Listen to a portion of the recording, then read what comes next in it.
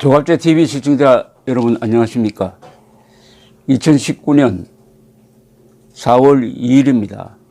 오전 10시 40분입니다.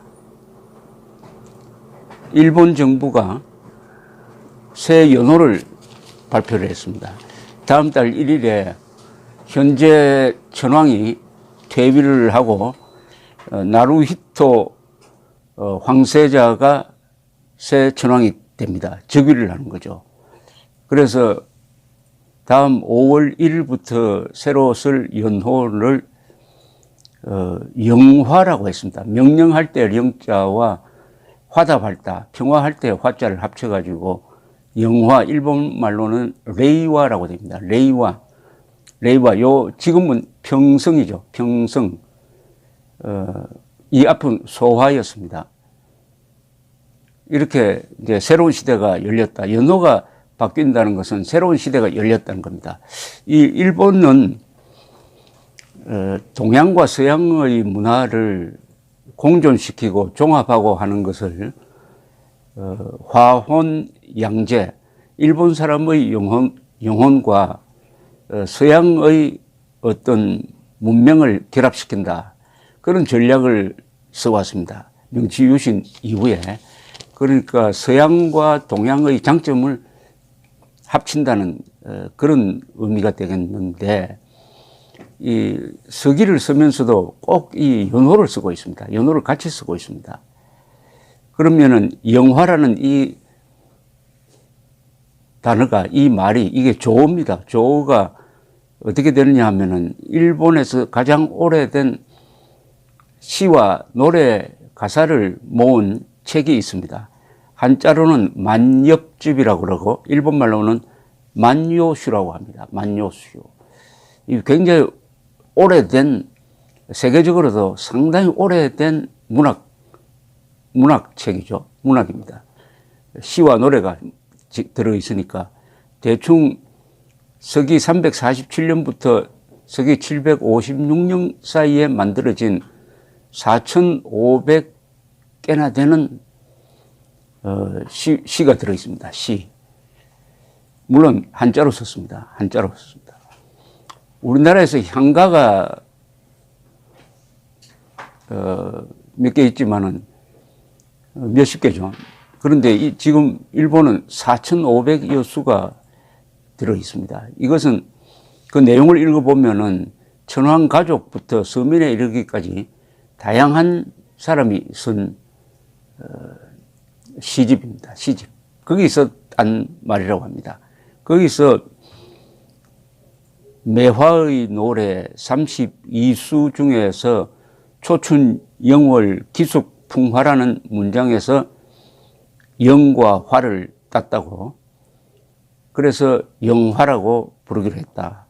영이라고 하면 명령에서 쓰이기 때문에 좀 딱딱한 말로 되는데, 보통 보면은 이 높임말로도 쓰입니다. 우리가 남의 아들, 딸을, 자식을 영식이라고 그러죠. 영식. 또 영예, 대통령 딸을 영예라고 부르기도 했습니다. 영예. 아베 신조 총리가 기자회견에서 레이와라고 정한 그 배경을 이렇게 설명을 했습니다. 레이와, 즉 영화에는 사람들이 아름답게 마음을 맞대면 문화가 태어나고 자란다는 뜻이 담겨 있다. 화사하게 피어나는 매화꽃처럼 일본인들이 내일을 향한 희망과 함께 꽃을 피울 수 있을 것이다. 아주 이 설명이 문학적입니다. 그런데 일본 사람들이 이 문학적인 소양이 아주 높습니다. 이 생활 속에서 나온 겁니다. 일본 사람들이 쓰는 이 일본어가, 우리나라는 세종대왕이 한글을 만들었지만 일본에서는 누가 가다가나를 만들었는지 이렇게 특정되지 않습니다. 자연스럽게 만들어졌어요. 한자에서 물론 나온 말인데, 그래서 한자와 가다가나를 같이 섞어서 씀으로써 어문일치가 이루어졌습니다. 그 역사가 1000년을 넘습니다. 그런데 우리나라는 어떠냐 하면은 세종대왕이 한글을 만들었지만은 일반적으로 그것이 공용어가 된 것은, 즉 한자와 한글을 같이 쓰는 공용어가 된 것은 한 최근 100년밖에 되지 않습니다. 최근 100년에. 그러다가 또 일제시대 때는 한글을 쓰지 못하게 하고, 본격적으로는 1945년 이후라고 봐야 되겠죠. 그러면 정상적인 문자 생활한 역사가 아주 짧은 편입니다. 그러나 일본은 1000년 동안 정상적이라는 것은 어문일치입니다. 말과 글이 일치해야 합니다. 1000년 동안 하다가 보니까 많은 문학 작품들이 만들어져 왔습니다. 그래서 일본 문학의 역사는 1000년, 우리나라 한국어를 기준으로 했을 때 우리나라의 문학 역사는 매우 짧습니다. 그러다 보니까 일본 사람들이 이 문장력이 참 좋습니다. 문장력이. 이 영화라는 연호를 만든 이것도 일종의 문장력입니다. 어떤 말을 만들어내느냐. 일본 사람들이 문장력이라는 것은 조어력도 포함합니다. 말을 만들어내는 것. 그게 지금 동아시아를 지배하고 있습니다. 명치유신을 먼저 한 19세기 말에 후반기에 일본은 서양 문물을 받아들이면서 번역을 하기 시작했습니다. 우리가 쓰는 거의 대부분의 이 일상적 용어 중에는 일본 사람들이 만든 단어가 너무나 많습니다. 예컨대 제가 지금 쓰고 있는 여러 말, 민주주의, 자본주의, 국가, 출판, 언론, 철학, 이런 용어, 과학 용어, 거의 대부분이 일본 사람들이 한자로서 만들어낸 조어입니다. 조어. 근데 그 조어가 어떤 경우에는 원어보다도 더 정확할 수가 있습니다. 근데 자본주의인데 캐피탈리즘을 자본주의라고 번역을 했는데 이게 한자로 쓰면은 이게 더 훨씬 더 잘 번역된 것 같고, 또 어떤 것은 번역이 잘못되어 가지고 지금 여러 부작용을 내는 것도 있습니다. 그게 민족주의입니다. 민족. 독일어로는 folk, 영어로는 nation인데 이것을 번역할 때 국민이라고 번역했어야 되는데 민족이라고 번역함으로써 한국에서는 이 민족이란 말이 배타적 용어가 됨으로써 종족주의 또는 인종주의 비슷하게 악용되고 있는 게 상당히 좀 그렇습니다. 중국의 국호가 중화인민공화국인데 거기서 중화란 말 빼고 인민공화국은 일본에서 만든 말입니다. 북한의 조선민주주의 인민공화국인데 조선 빼고 민주주의 인민공화국 다 일본 사람들이 만든 한자 용어입니다. 그러나 대한민국은 모두가 일본이 만든 용어가 아닙니다. 일본 사람들은 어릴 때부터 초등학교 학생 시절부터 시를 씁니다. 단시라고 그러는데요. 짧은 시죠. 575, 17자로서 시를 쓰는 연습을 합니다. 그걸 하이쿠라고 합니다. 하이쿠, 단시. 이걸 연습을 하다 보니까 사물을 17자로 표현하는 압축적 표현 능력이 몸에 있게 됩니다. 그렇게 되면 문장력이 좋아집니다. 문장력은 압축하는 데서 표현이 됩니다.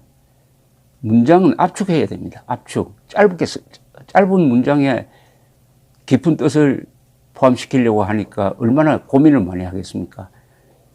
그래서 일본 사람들하고 이렇게 편지를 또는 팩스를 교환하다가 보면 그분들의 문장이 깔끔하면서도 예의가 있고 그리고 내용이 다 들어가는 그런 데 감탄을 하게 됩니다.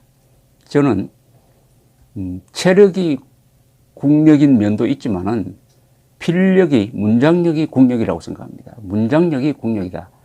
어떤 국민들의 문장력, 어휘력이 바로 국력, 경제력으로도 나타나고 민주주의의 수준으로도 나타난다. 이렇게 생각합니다. 그런 점에서 우리가 한자와 한글을 같이 써야 하는데 최근 한 40년 동안 한글 전용으로 가는 바람에 한국의 국력이 떨어지고 있다고, 떨어질 것이라고 저는 생각을 합니다.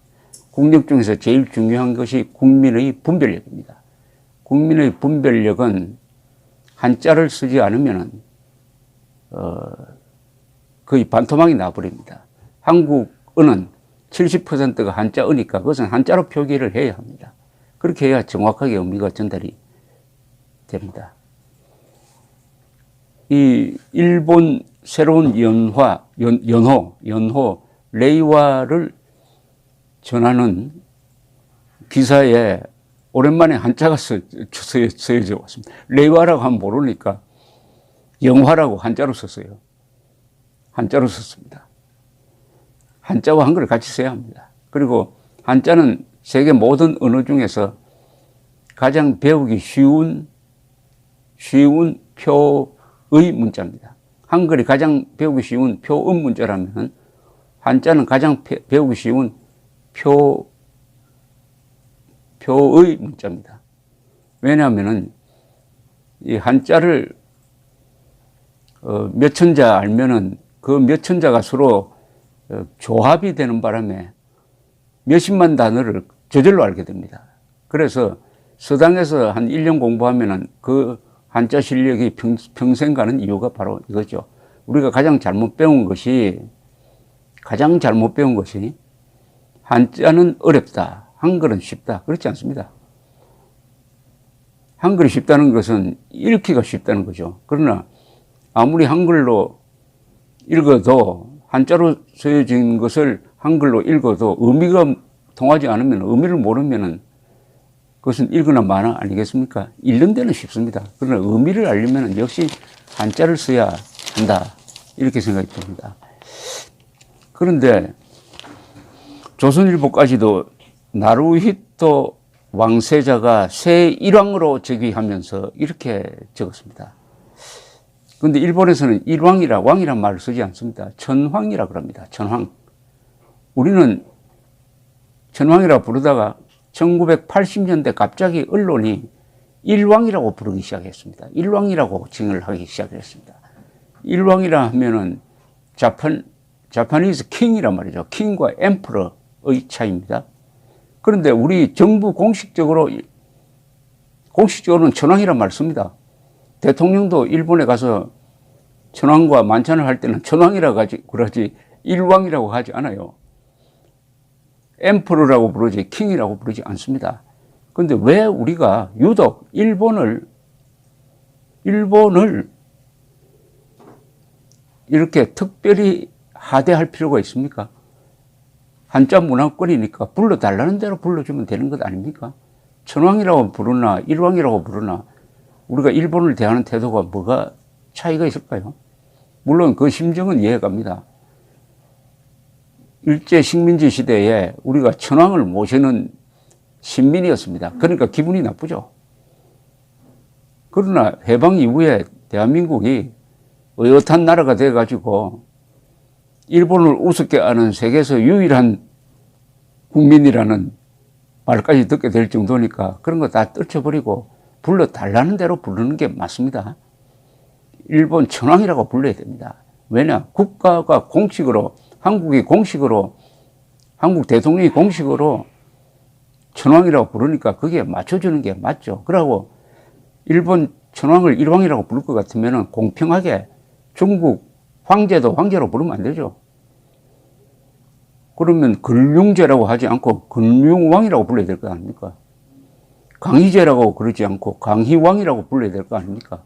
중국에 대해서는 강희제 붙여주고 다른 데 예컨대 뭐 에티오피아 황제도 셀라시아 황제라고 불러주면서 왜 일본에 대해서만 천황이라고 부르지 않고 일왕이라고 부릅니까? 병자호란이 왜 일어났느냐? 이게 호칭전쟁입니다. 청나라가 원래는 후금인데 국호를 청으로 바꾸고 왕이 아니고 이제는 황제다. 청태종 시절입니다. 앞으로 황제라고 불러달라고 했더니까 조선조의 인조의 인조 조정에서 우리는 황제라 부르지 못하겠다. 하늘에는 황제 한 사람 없다. 명나라 황제밖에 없다. 이렇게 고집을 부리다가 결국 병자호란을 불러들인 전쟁이죠. 호칭 전쟁입니다. 그렇게 맞으려면은 군사력을 좀 증강시켜 놓고 해야지 말로만 그렇게 오기를 부리다가 결국 어떻게 됐습니까? 병자호란에 조선조는 그냥 꺾여버렸습니다. 왕이 인조가 항복을 할 때 그 얼어붙은 저 삼전도 잠실 근방에 있는 삼전도의 땅에다가 9번 머리를 맞대면서 청태종에게 목숨을 구걸했던 그런 전쟁을 불러들인 그 명분이 호칭전쟁이었다 이겁니다. 호칭전쟁. 그러니까 그러면은 일본 언론이 문재인 대통령을 문재인 소통령이라고 불러도 되는 거 아닙니까? 근데 그렇게 하진 않습니다. 일본 언론은 문재인 대통령이라고 불러주지 소통령이라고 불러주지 않습니다. 그런데 일왕이라고 굳이 부를 필요가 있느냐. 그것 또한 또 다른 이게 민족주의가 아닙니다. 천황을 일왕이라고 부르는 게 무슨 민족적 자랑이나 되는 것처럼 생각하는 것 자체가 소아병적인 다시 천황으로 돌아가야 합니다. 그리고 일본 천황제도를 이해를 해야 합니다. 천황제도에 대한 이해가 없으니까 이게 외교 관계를 아주 어렵게 만든 예가 바로 이명박 대통령이었습니다. 2012년에 교사들 무슨 모임에 가서 어느 교사가 준비가 되지 않는 질문을 또 준비가 되지 않은 답변하는 과정에서 이명박 대통령이 천황이 한국에 오고 싶어 하는데 오려면은 뭐뭐 해야 된다 이렇게 이야기를 하니까 일본 사람들이 자극을 했습니다. 언제 우리 천황이 언제 한국에 가겠다고 한 적이 있느냐? 사실이 다르지 않느냐? 뭐 이런 식으로 했고, 최근에 문희상 국회의장이 미국에 가서 소와 천황은 전범이다. 전범의 아들이 사과해야 된다. 뭐 이런 식으로 이야기를 했는데, 그게 기분상 전범이라는 것과 책임 있는 사람이 외국에서 우리 우방국 아닙니까? 한미일 동맹의 중요한 축인 일본의 천황을 향해서 전범이라고 부르는 것은 다르죠. 이 앞에 소화 천황, 2차 세계대전 때 있었던 소화 천황은 전범으로 처벌받은 적이 없습니다. 전범이라는 증거가 없습니다. 그렇다면 공식으로 전범이라고 하는 것은 책임 있는 국회의장이 그런 반론으로서는, 그러나 일본 사람들이 발칵하기는 했지만은 아마 속으로 계산을 하고 있을 겁니다. 일본식도 복수가 있습니다. 일본식 복수가. 이 원한을 서로 살 필요는 없는 거죠. 한미일 동맹 관계입니다. 한미일 동맹 관계. 이런 2차 세계대전 때 일본이 포츠담 선언에서 연합국이 무조건 항복하라고 했지만은 일본이 버티다가 결국 원자탄을 맞게 된 것은 뭐냐? 천황제는 유지해야 한다. 항복을 하더라도 천황제를 없애면 안 된다. 그것이 아주 핵심 포인트였습니다. 천황제를 유지해야 된다. 천황제라는 것은 천황 개인을 보존한다는 것이 아니라 일본이 천황을 중심으로 공동체가 꾸려지고 운영되고 있다는 겁니다. 일본이라는 공동체를 유지하는 데는 천황이라는 존재가 꼭 있어야 한다. 옛날에는 막부였죠. 그게 막부. 군사정권이니까. 그러나 명치 유신 이후에는 천황 중심의 국가 공동체가 형성되어 있으니까 그것은 무슨 우상숭배 이런 측면하고는 또 다른 면이 있습니다. 어쨌든 일본의 새로운 시대가 열렸습니다. 영화. 따뜻한 마음으로 만나면은 문화가 태어나고 자란다. 사람들이 아름답게 마음을 맞대면 문화가 태어나고 자란다는 이 말이 이런 말이 우리나라 대통령 입에서도 한번 나왔으면 합니다. 분열을 중요한 국가 정책 수단으로 삼는 문재인 대통령이 좀 국민을 진정으로 화합시키는 그런 말 한마디를 했으면 하는 생각도 듭니다. 감사합니다.